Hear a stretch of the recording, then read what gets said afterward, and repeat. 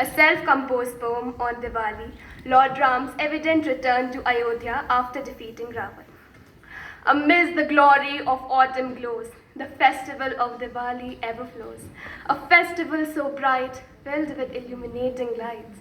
Burning diyas blaze the night. Through Ayodhya's gates, an ancient tale unfolds. A narrative of the eminent Ram was told. Across the ancient lands where the evils had driven, a prince of glory to the king had risen. With a bow in his hand and a heart so true, Lord Ram had set with a heart anew. Darkness unfurled upon the vivid garden, crammed with faint weeps of silent goodbyes.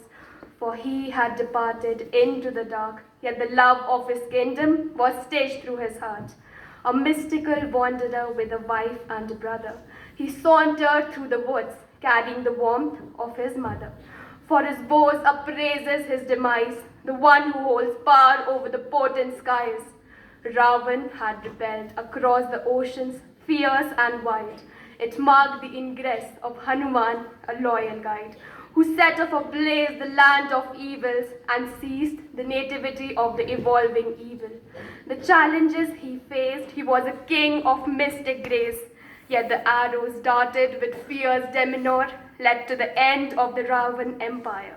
As the light elucidated amidst the dark, it marked the embrace of heaven and earth, the cheers of joy from every woman to each man, for it was the evident return of our Supreme, our Lord Ram. Thank you.